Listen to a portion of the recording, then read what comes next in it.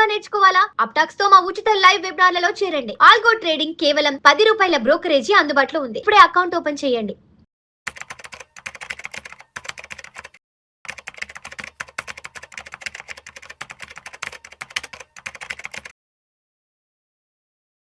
Hi, this is Lalitendranath, founder of golden ratio profile. ఈ వీడియోలో మనం వాల్యూమ్ గురించి కొంచెం ఇన్ డీటెయిల్గా తెలుసుకుందాము. వాల్యూమ్ ఇంట్రాడే ట్రేడింగ్లో కానీ పొజిషనల్ ట్రేడింగ్లో కానీ ఇన్వెస్ట్మెంట్లో కానీ వాల్యూమ్ అనేది చాలా ఇంపార్టెంట్. ఎందుకు అంత ఇంపార్టెంట్ అంటే volume is the king of all indicators. మనం ఎటువంటి ఇండికేటర్ వాడుతున్నా సరే ఖచ్చితంగా దాంట్లో మనం వాల్యూమ్ అనేదాన్ని ఇంక్లూడ్ చేసుకోవాలి. వాల్యూమ్ ఇండికేటర్స్లో మనకి చాలా రకాల ఇండికేటర్స్ ఉన్నాయి. అయితే ఇన్ని రకాల ఇండికేటర్స్లో మనం ఏ వాల్యూమ్ ఇండికేటర్ని మనం వాడుకోవాలి అనేది మోస్ట్ ఇంపార్టెంట్. వాల్యూమ్ ఇండికేటర్స్లో బెస్ట్ వాల్యూమ్ ఇండికేటర్ ఏది అంటే వాల్యూమ్ ప్రొఫైల్. డిఫాల్ట్గా వాల్యూమ్ ప్రొఫైల్ అనేది ఈ విధంగా ఉంటుంది. వాల్యూమ్ ప్రొఫైల్ సెట్టింగ్స్లో ఫస్ట్ ఇన్పుట్స్ అనే ట్యాబ్ ఉంటుంది. ఆ ఇన్పుట్స్ ట్యాబ్లో మనకి డిఫాల్ట్గా రో సైజ్ అనేది 24, వాల్యూ ఏరియా వాల్యూమ్ అనేది 70 అని ఉంటుంది. వాటిని మనం రో సైజ్ని 12గా, వాల్యూ ఏరియా వాల్యూమ్ని 50గా మార్చుకోవాలి. తర్వాత స్టైల్ అనే ట్యాబ్లో వాల్యూమ్ ప్రొఫైల్ అనే దాన్ని డిజేబుల్ చేసుకోవాలి. VAH, VAL అంటే value area high, value area low, ఈ రెండు ఎనేబుల్ చేసుకోవాలి. ఈ రెండు కూడా ఒకే కలర్ మెయింటైన్ చేసుకోవాలి. POC అనే దాన్ని సపరేట్గా పెట్టుకోవాలి. POC అంటే point of control. Histogram box colour అనేది వైట్ చేసేసుకోవాలి. సెట్టింగ్స్ అన్ని మార్చుకున్న తర్వాత మనకి ఇలా 3 లైన్స్ వస్తాయి. So top line, bottom line దాన్ని value area high, value area low అంటారు. మధ్యలో ఉండేది POC, పాయింట్ ఆఫ్ కంట్రోల్. మనం ఏదైనా ఒక సర్టెన్ రేంజ్ యొక్క వాల్యూమ్ని తీసుకున్నప్పుడు ఆ రేంజ్లో వాల్యూ ఏరియా హై ఎక్కడుంది, వాల్యూ ఏరియా లో ఎక్కడుంది, POC ఎక్కడుంది అనేది ఈ 3 లైన్స్ మనకి డిఫైన్ చేస్తాయి.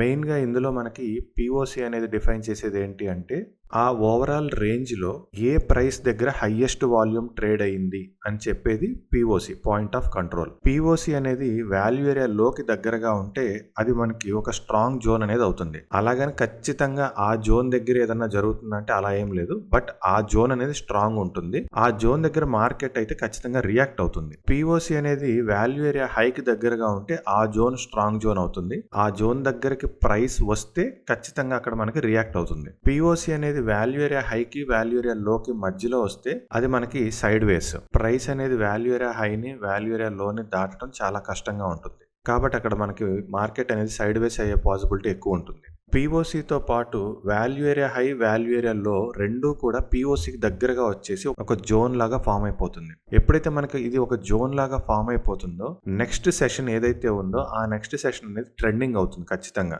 ఐదర్ అప్ సైడ్ అయినా లేదా డౌన్ సైడ్ అయినా ఖచ్చితంగా ట్రెండింగ్ అవుతుంది. మనకి చార్ట్ లో ఏదైనా ఒక క్యాండిల్ నుంచి ఇంకో క్యాండిల్ కి వాల్యూమ్ ప్రొఫైల్ అనేది డ్రా చేసినప్పుడు మనకి ఈ విధంగా వస్తుంది. చాలా మంది వాల్యూమ్ ప్రొఫైల్ అనేది ఇండికేటర్స్ లోకి వెళ్ళి ఇక్కడ వాల్యూమ్ ప్రొఫైల్ అని టైప్ చేసి ఇక్కడ సెలెక్ట్ చేసుకోవడానికి ట్రై చేస్తున్నారు. అయితే ఇక్కడున్న వాల్యూమ్ ప్రొఫైల్ అనేది ఓన్లీ పెయిడ్ వర్షన్స్లో వస్తుంది. మనం ఫ్రీగా వాల్యూమ్ ప్రొఫైల్ యూస్ చేసుకోవాలి అంటే ఇక్కడ మనకున్న లెఫ్ట్ సైడ్ టూల్ బార్లో 5th దాంట్లో ఇక్కడ మనకి ఫిక్స్డ్ రేంజ్ వాల్యూమ్ ప్రొఫైల్ అని ఉంటుంది. ఇక్కడ మనం ఈ స్టార్ని ఎనేబుల్ చేసుకుంటే ఇది మనకి ఫేవరెట్స్లోకి యాడ్ అయిపోతుంది. వాల్యూమ్ ప్రొఫైల్ యొక్క స్ట్రెంగ్త్ ఏంటి అనేది ఫస్ట్ తెలుసుకుందాము. ఫర్ ఎగ్జాంపుల్ మనం ఒక సర్టెన్ రేంజ్లో వాల్యూమ్ ప్రొఫైల్ అనేది డ్రా చేసుకున్నాము. సో నెక్స్ట్ మనకి మార్కెట్ అనేది ఇక్కడ జరుగుతుంది. సో ఇక్కడ ఉన్న వాల్యూమ్ ప్రొఫైల్ని బేస్ చేసుకుని మనం ఈ మార్కెట్ ఎలా జరగచ్చు అనేది మనం తెలుసుకుంటాము. అయితే ఇక్కడ మనకి ఈ ఫస్ట్ లైన్ ఏదైతే ఉందో ఇది వాల్యూ ఏరియా హై, ఇది వాల్యూ ఏరియా లో, ఇది మనకి POC. ఇక్కడ మెయిన్ కాన్సెప్ట్ ఏంటంటే వాల్యూమ్ ప్రొఫైల్ డ్రా చేసేసరికి ప్రైస్ అనేది మనకి ఇక్కడ ట్రేడ్ అవుతుందా, ఇక్కడ ట్రేడ్ అవుతుందా, ఇక్కడ ట్రేడ్ అవుతుందా అనేది చూసుకోవాలి.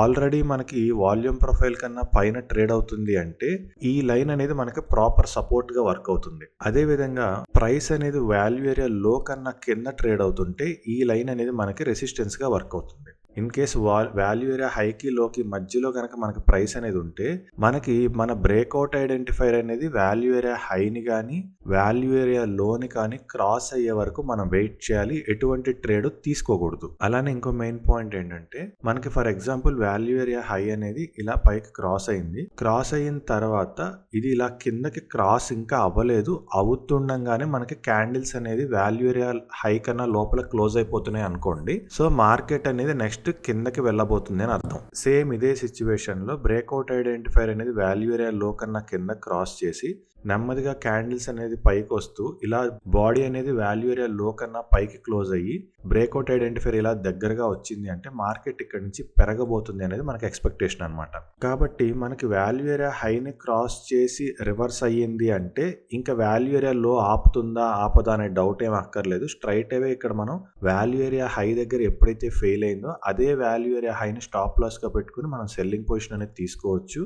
అలానే వాల్యూ ఏరియా లో దగ్గర మనకి ఫస్ట్ బ్రేక్అవుట్ ఐడెంటిఫైర్ అనేది కిందకు వచ్చేసి మళ్ళీ తిరిగి రివర్స్ అయిందంటే ఈ వాల్యూ ఏరియా లో అనేది మనకి ప్రాపర్ సపోర్ట్ అవుతుంది. ఇంకా వాల్యూ ఏరియా హై ఆపుతుందా ఆపుదా అని డౌట్ అక్కర్లేదు. మనం స్ట్రైట్ అవే మన ఇక్కడ బయింగ్ పొజిషన్స్ అనేది తీసుకోవచ్చు. వాల్యూ ఏరియా లో అనేది మన స్టాప్ లాస్ అవుతుంది. అయితే ఇది వాల్యూమ్ ప్రొఫైల్ యొక్క స్ట్రెంగ్త్. స్ట్రైట్ అవే వాల్యూమ్ ప్రొఫైల్ మీదనే డిపెండ్ అవ్వకుండా దీన్ని మనం సిపిఆర్ ప్లస్ ట్రెండ్ ఈ రెండింటి కాంబినేషన్తో మనం వాల్యూమ్ ప్రొఫైల్ అనే దాన్ని వాడుకోవాలి. గోల్డెన్ రేషియో ప్రొఫైల్ ఇండికేటర్లో మనం వాల్యూమ్ ప్రొఫైల్ అనేది మన సిపిఆర్ ఏ టైంలో ఉంటే ఆ టైం ఫ్రేమ్కి మనం వాల్యూమ్ ప్రొఫైల్ అనేది డ్రా చేసుకుంటాం. ఫస్ట్ మనం వాల్యూమ్ ప్రొఫైల్ని సెలెక్ట్ చేసుకోవాలి.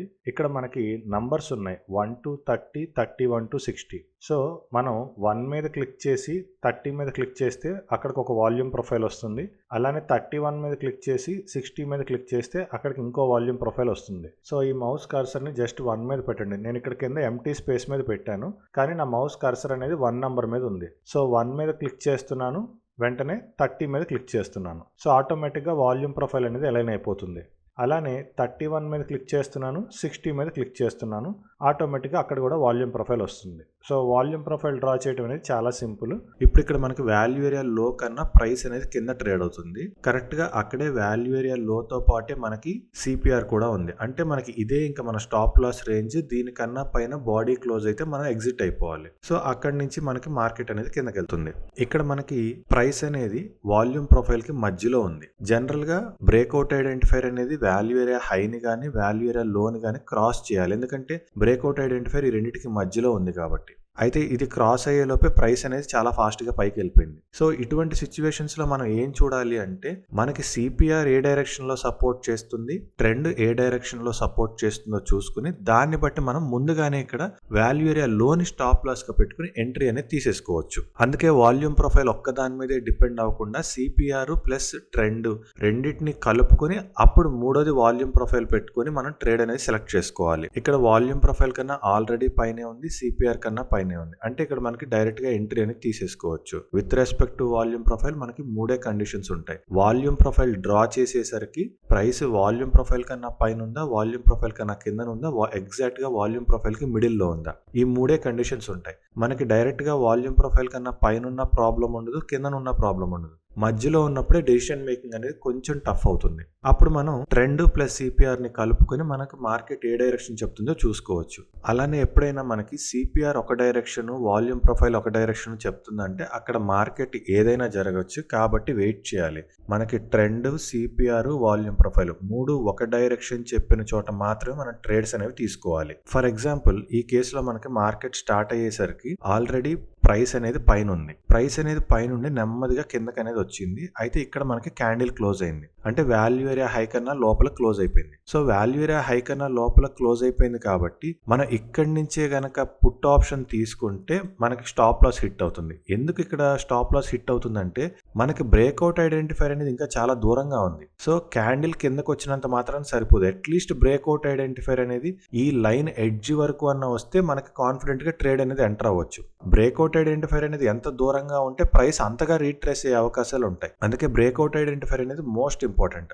ఆ లైన్ ని క్రాస్ అన్నా చేయాలి, అట్లీస్ట్ లైన్ కి దగ్గరగా అన్న బ్రేక్అవుట్ ఐడెంటిఫైర్ ఉన్నప్పుడు మాత్రమే మనం పొజిషన్స్ అనేవి తీసుకోవాలి. ఇక్కడ నేను కేవలం వాల్యూమ్ ప్రొఫైల్ యొక్క స్ట్రెంగ్త్ గురించే మాట్లాడుతున్నాను కాబట్టి ఇక్కడ నేను ట్రెండ్ ఇవేమి డ్రా చేయకుండా ఎక్స్ప్లెయిన్ చేయడం జరుగుతుంది. సో ఒక్క వాల్యూమ్ ప్రొఫైల్ ని మాత్రమే బేస్ చేసుకోకుండా ట్రెండ్, సిపిఆర్ రెండింటిని కంబైన్ చేసి అప్పుడు మూడో కన్ఫర్మేషన్ కింద మనం వాల్యూమ్ ప్రొఫైల్ అనేది వాడుకోవాలి. అయితే ఈ వాల్యూమ్ ప్రొఫైల్ అనేది ఖచ్చితంగా మనం హాఫ్ అన్ అవర్కే వాడుకోవాలా, 1 అవర్కి వాడుకోకూడదా అంటే మీరు నచ్చిన టైం ఫ్రేమ్లో మీరు వాడుకోవచ్చు.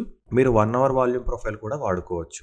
చూసారు కదా వాల్యూమ్ని మనం ఏ విధంగా అప్లై చేయాలి, వాల్యూమ్ వల్ల మనకి ఎటువంటి ఉపయోగాలు ఉన్నాయి అనేది. సో ఈ విధంగా మనం వాల్యూమ్ని యూజ్ చేస్తే మనకి తక్కువ రిస్క్ ఎక్కువ రివార్డ్ అనేది తీసుకోవచ్చు. Thank you.